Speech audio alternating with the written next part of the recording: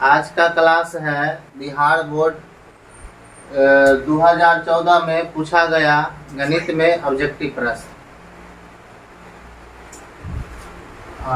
ये जो पहला प्रश्न है ये 2012 में भी पूछा गया था। यदि अल्फा और बीटा द्विघात बहुपद इसका मूल हो तो 1/अल्फा प्लस 1/बीटा का मान निकालना है। देख लीजिए 1/अल्फा प्लस 1/बीटा का मान पूछ रहा है। सबसे पहले एलसीएम ले लीजिए। सबसे पहले एलसीएम ले लेंगे। अल्फा बीटा का एलसीएम अल्फा बीटा होगा। अब देख लीजिए अल्फा से अल्फा कैंसिल हो गया, बीटा बचा। अब बीटा में 1 से गुना कीजिएगा, बीटा हो जाएगा।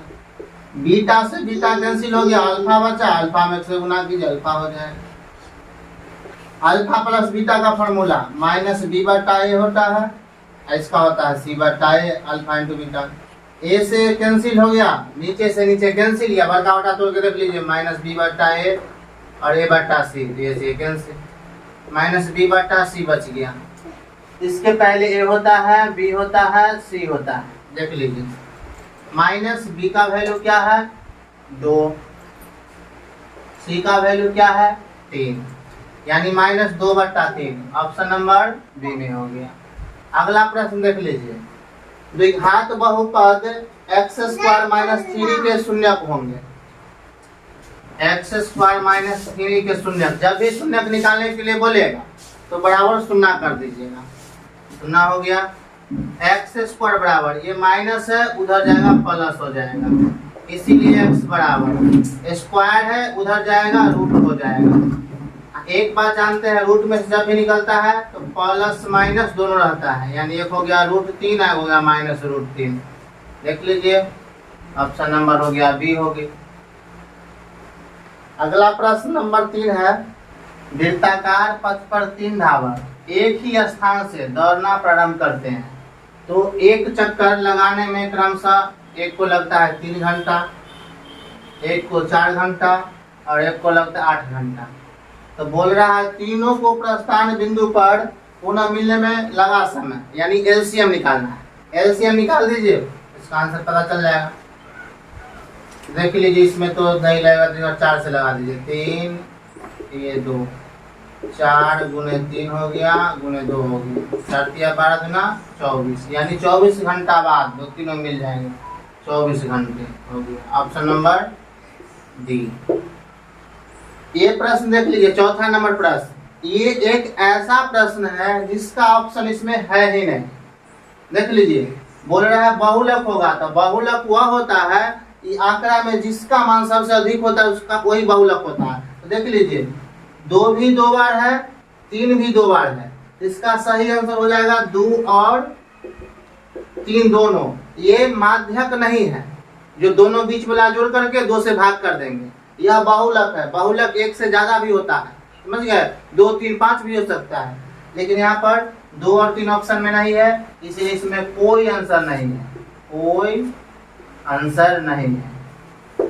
अगला देख लीजिए क्वेश्चन नंबर 5, 2 समान कोणिक त्रिभुजों में उनकी संगत भुजाओं का अनुपात सदैव समान होता है, ये किसने कहा था? तो थेल्स साहब ने बोला। छठा प्रश्न है बिंदु ए बिंदु दिया है आपको 4,5, बी दिया है 6,5 को मिलाने वाली रेखा का मध्य बिंदु। तो मध्य बिंदु का फॉर्मूला आप लोग जानते हैं, क्या होता है x1 + x2 बट्टा में 2, y1 + y2 में 2। देख लीजिए x1 क्या है 4, x2 क्या है 6 बट्टा में 2, y1 5, y2 भी 5 है। 6 4 10/2, 5 5 10/2। इसको कैंसिल कर दीजिए, ये हो गया 5, ये भी हो गया 5, यानी 5,5 किस ऑप्शन में है? ऑप्शन नंबर बी हो। क्वेश्चन नंबर 7 है यदि किसी वृत्त की त्रिज्या आधी कर दी जाए। देखिए वृत्त की त्रिज्या क्या कर देना है? आधा कर देना है। त्रिज्या को आधा कर दिए तो पुराने तथा नए वृत्त के परिधियों का अनुपात, यानी पुराने वृत्त का परिधि, अब बोल रहा है नए वृत्त का परिधि का अनुपात, तो पुराना वृत्त यानी वृत्त के परिधि क्या होता है 2 पाई आर, और नए वृत्त तो 2 पाई आर, आर को क्या कर देना है आधा, आधा कर दिए। देखिए 2 पाई से 2 पाई कैंसिल हो गया। अब देख लीजिए बड़का आटा तोड़िएगा तो आर इसके जो कुछ नहीं देख छुपा हुआ है, ये 2 ऊपर चल जाएगा, नीचे आर हो जाएगा, ये से ये कैंसिल, ये हो गया 2/1 यानी 2:1। ऑप्शन नंबर क्वेश्चन नंबर 8 है किसी घटना की प्रायिकता नहीं हो सकती। सबसे पहले हम लोग को जानना होगा कि घटना की प्रायिकता कहाँ से कहाँ तक होता है। तो किसी भी घटना की प्रायिकता 0 से लेकर 1 तक होता है। 0 भी हो सकता है, 1 भी हो सकता है, और दोनों के मिडिल में बीच में होगा। तो देखिए जो 0 और 1 के बीच में होगा प्रायिकता होगा, 0 भी होगा 1 भी होगा, ये भी 0 और 1 के बीच में है, ये भी होगा। बोला है कौन नहीं होगा, तो माइनस वाला नहीं होगा। इसका है यदि √2 cos थीटा बराबर 1, तो cos थीटा बराबर 1/√2। cos थीटा बराबर cos कितना के मान 1/√2 होता है 45 डिग्री का, cos 45, ये से खत्म, थीटा बराबर हो गया 45 डिग्री। Option number D. अगला देख लीजिए क्वेश्चन नंबर 10। एक फार्मूला आप लोग पढ़े होंगे, sec square theta minus tan square theta बराबर 1। तो sec स्क्वायर थीटा देख लिए क्या हो जाएगा बराबर 1, ये माइनस है उधर जाएगा तो प्लस tan स्क्वायर हो जाएगा। एक फार्मूला ये पढ़े होंगे आप लोग, एक होता है cosec square theta minus cot square theta बराबर 1। तो cosec स्क्वायर थीटा बराबर 1, माइनस है उधर जाएगा तो प्लस हो जाएगा। अब देख लीजिए प्रश्न क्या है, 1 प्लस cot स्क्वायर a बटा 1 प्लस tan स्क्वायर a का मान निकालना है। देख लीजिए 1 plus cot square a, 1 plus cot square a बराबर होता है cosec square a, 1 plus tan square a बराबर होता है sec स्क्वायर a। इसको और तोड़ दीजिए, cos का फॉर्मूला होता है 1/sin स्क्वायर a, sec का होता है 1/cos स्क्वायर a। बड़का आटा तोड़िएगा तो ये हो जाएगा 1/sin स्क्वायर a, बड़का आटा को तोड़िएगा तो cos स्क्वायर ऊपर चल जाएगा, तो cos स्क्वायर a बट्टा में ये हो गया ऊपर में cos स्क्वायर a बट्टा में हो गया sin स्क्वायर a। अब cos बट्टा sin क्या होता है cot square a। Option number कौन हो गया cot square a, option number C. देख लीजिए 17/24 का दशमलव प्रसार क्या होगा, शांत होगा कि अशांत होगा। देख लीजिए 17/24, शांत अशांत का नियम क्या कहता है, शांत कब होगा जब हर में 2 और 5 हो, या सिर्फ 2 हो या सिर्फ 5 हो तब शांत होगा। यदि हर में 2 और 5 के अलावा कोई भी संख्या आ गया तो अशांत होगा। चलिए हर को तोड़ लेते हैं नीचे वाला को, 24 12 6 3। देखिए 2 कितना बार आया है 3 बार, 3 भी 1 बार। जैसे ही 2 के अलावा 2 और 5 के अलावा कोई भी संख्या आ गया वो अशांत हो जाएगा, यानी हो गया अशांत। असंगत समीकरण का इन क्या होता है, कोई हल नहीं होता है, कोई हल नहीं होगा, विरोधी होगा। प्रश्न नंबर 13 है चित्र में y का मान निकालना है। देखिए हम लोग जानते हैं कि एक सीधा रेखा 180 डिग्री का कोण बनाता है, ये बात हम लोग जान रहे हैं कि एक सीधा रेखा 180 डिग्री का कोण बनाता है। देखिए ये भी तो एक सीधा रेखा है, ये भी देखिए ये भी एक सीधा रेखा है।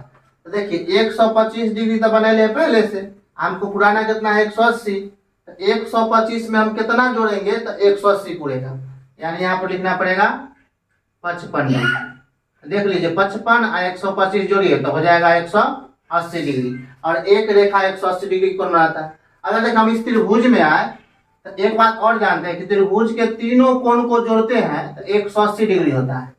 तो 2 कोण तो दिया हुआ है 70, एक दिया है 70, एक दिया है 55, तो कितना यहाँ पर और लिखेंगे हम तो 180 पूर जाएगा। तो देख लीजिए 70 55, इसमें हम कितना और जोड़ेंगे तो 180 हो जाएगा। तो सबसे पहले इसको जोड़ लीजिए 5 7 5 12, 180 में से इसको घटा लीजिए आ जाएगा 55, यानी इसमें 55 और जोड़िएगा 55 डिग्री, यानी x के मान तो मालूम चल गया 55 डिग्री। देख लीजिए 55 55 और 70 जोड़ेगा तो 180 हो जाए। लेकिन हमको तो पूछ रहा है यहाँ y का मान। देख लीजिए x और y क्या है, एकांतर कोण है, और एकांतर कोण समान होते हैं। जब इसका मान 55 डिग्री है तो इसका भी मान 55 डिग्री होगा, अतः y बराबर 55 डिग्री। क्वेश्चन नंबर 14 है वृत्त की स्पर्श रेखा, यहाँ देखिए एक वृत्त बना लीजिए, इस पर एक स्पर्श रेखा बना लीजिए, ये हो गया इसका स्पर्श रेखा। अच्छा, स्पर्श बिंदु से, ये हो गया स्पर्श बिंदु से केंद्र को मिलाने वाली, ये केंद्र है, इसको मिलाने वाली रेखा डैश होती है। देखिए रेखा क्या है, अगर यह स्पर्श रेखा ए बी है, इसको मान लेते हैं सी, तो देखो ए बी जो है ये ओ सी है, ओ सी ये क्या है, ए बी पर लंब है, यानी ये जो हो जाएगा लंब हो जाएगा। एक्स अक्ष पर स्थित किसी बिंदु का वाई नियामक होता है। एक्स अक्ष का निर्देशांक क्या होता है, एक्स कोमा 0, तो एक्स पर देख लीजिए वाई का मान क्या हो रहा है 0, इसमें हो जाएगा वाई का नियामक 0। कार्तीय तल में स्थित किसी बिंदु 6,4 के कोटि का मान होगा।